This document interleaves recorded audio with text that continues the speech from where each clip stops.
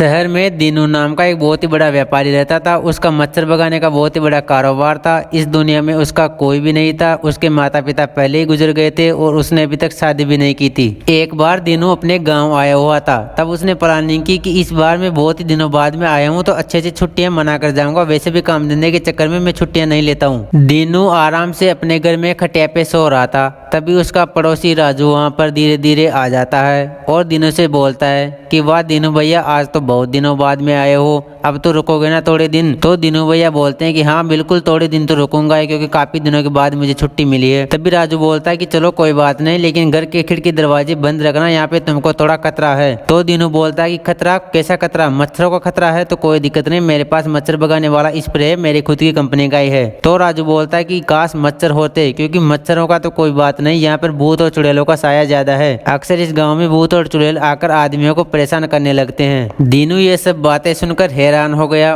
और राजू से बोलने लगा कि ये तो बहुत ही बड़ी समस्या है, आप लोग कुछ करते क्यों नहीं? तो राजू बोला कि हमने बहुत कुछ किया लेकिन कुछ भी फायदा नहीं हुआ, इस करने से क्या होता है? खैर कोई बात नहीं, तुम तो आराम से आराम करो और घर के खिड़की दरवाजे बंद कर लेना और मच्छर वाला स्प्रे भी छिड़क लेना, कम से कम इसका तो इलाज अपने पास। अगली सुबह दीनू की अचानक से आंख खुल गई। जब उसने देखा तो बाहर उसके घर पे बहुत शोर हो रहा था। वह उठा और घर के बाहर जाके देखा तो कुछ लोग आपस में बहस कर रहे थे। एक महिला बोली कि कल मेरे पति रात को पार्टी करने के लिए गए थे, मैंने उनको मना किया था कि देर रात तक मत आना, लेकिन वो नहीं माने तो वो काफी देर तक वहीं पे थे, जिसकी वजह से चुड़ैल ने उसको खा लिया। तभी एक आदमी बोलता है कि चुड़ैलों का हमला हम पर कब तक होता रहेगा, हम कब तक इस चीज को सहन करते रहेंगे? दीनू पूरे टाइम इन्हीं बातों को सोच सोच कर बहुत ही परेशान हो गया था और बार बार ये सोच रहा था कि आखिर इन चुड़ैलों और भूतों से बचने का कोई तो रास्ता होगा। अगली सुबह वो उठकर शहर के लिए रवाना ले लिया। क्या बात है दीनू भैया, आप तो इस बार बहुत ही लंबी छुट्टी रुकने वाले थे ना, इतनी जल्दी कैसे जा रहे हो? जा रहा हूँ राजू तुम्हारे इन भूतों का इलाज ढूंढने, फिक्र मत करो मैं जल्दी आ जाऊंगा। ये बोलकर वह शहर के लिए रवाना हो गया और एक हफ्ते बाद वापस आया तो उसे राजू और उसके गाँव के कुछ लोग मिल गए। क्या बात है दीनू भैया, इस बार तो आप मुस्कुराते हुए आए हो।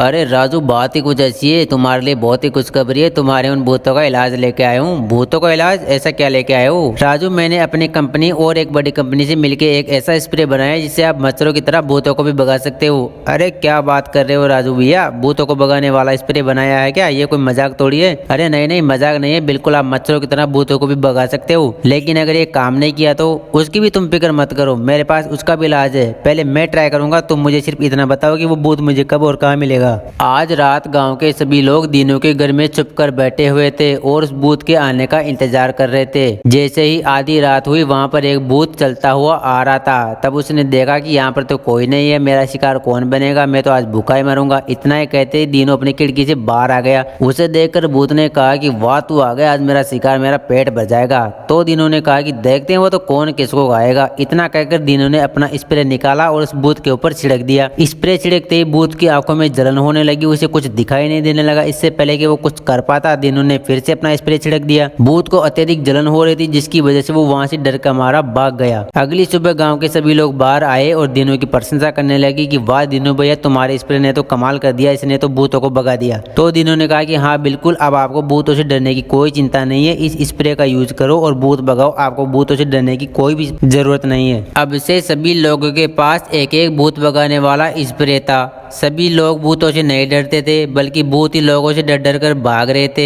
ऐसे में कई दिन बीत गए, सब कुछ बिल्कुल ठीक चल रहा था। तभी एक दिन एक गांव में एक आदमी रहता है भोलू।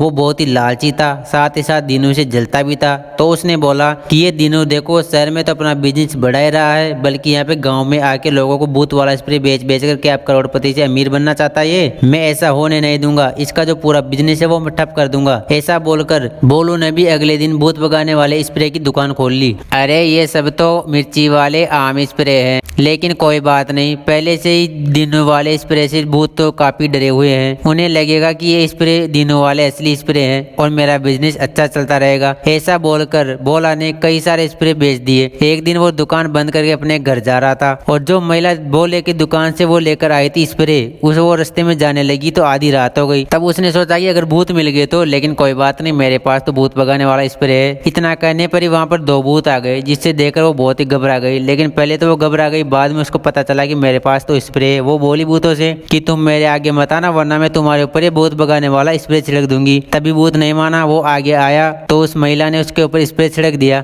लेकिन उस पर कुछ फर्क नहीं पड़ा। तो उसने बोला कि ये भोला का स्प्रे तो बिल्कुल भी काम नहीं कर रहा है, अब मैं क्या करूँ, ये भूत तो मुझे कच्चा चबा जाएंगे। वो महिला भागने की कोशिश करती है, इससे पहले वो दोनों भूत उसको मारकर खा जाते हैं। अगले दिन सभी लोग दीनू के घर आ जाते हैं और उसको ताना देने लगते हैं कि दीनू भैया तुम्हारा स्प्रे तो काम ही नहीं कर रहा, कल एक औरत को भूत पीछे पड़ गए थे तो उसने तुम्हारा स्प्रे छिड़का था, उस पर तो काम ही नहीं किया और भूत ने उसको मार दिया। तो दीनू भैया ने कहा कि ऐसी कोई गलती नहीं है, मैंने तुम्हारे साथ कोई गलती नहीं किया, वो मेरा स्प्रे नहीं है, वो दरअसल किसी और का स्प्रे होगा। तो एक आदमी बोलता है क्या दीनू भैया तुमने हमारे साथ धोखा किया, तुम हमको मूर्ख तो नहीं बनाना चाहते थे। तो दीनू भैया ने कहा कि मैंने तुम्हारी मदद ही नहीं करनी चाहिए थी। वो ऐसा बोलकर वहां से गुस्से में चला गया। दीनू और राजू जाकर पूछताछ करने लगे गाँव में। तब एक ठेले वाले ने कहा कि हाँ बिल्कुल, यहाँ पर एक नकली स्प्रे की दुकान खुली है, जो अपने गाँव में बोला है ना, उसी ने नई स्प्रे की दुकान खोली है, और जो औरत कल भूतों ने मार के खा ली थी वो उस औरत ने उसी की दुकान से स्प्रे लिया था। तब दीनू ने कहा कि देखा राजू, इसमें मेरी कोई गलती नहीं है, ये सब उस भोला का किया धरा है, चलो उसके चल के सबक सिखाते हैं। सभी गांव वाले भोला को सबक सिखाने के लिए उसके घर चले जाते हैं। तभी जाके देखते हैं भोला गांव छोड़कर भागने वाला था। सभी लोगों ने उसको एन वक्त पे जाकर पकड़ लिया और खूब पीटा। तब दीनू ने कहा कि तुमने ऐसा क्यों किया, तुम्हारी वजह से किसी मासूम की जान चली गई। तो भोला ने कहा कि मुझे माफ कर दो, मुझसे बहुत बड़ी गलती है कि मैंने पैसों के लालच में ये सब किया है, मुझे माफ कर दो। तो दीनू ने कहा कि हम तुम्हें माफ नहीं करेंगे, तुम ये गाँव छोड़ कर चले जाओ, कभी दोबारा इस गाँव में मत आना वरना तुमको भूतों के हवाले कर दिया जाएगा। उस दिन के बाद में से भोला गाँव छोड़कर चला गया और उस दिन के बाद में से उस गाँव में किसी भी आदमी की भूतों की वजह से मौत नहीं हुई और सभी खुशी खुशी रहने लगे।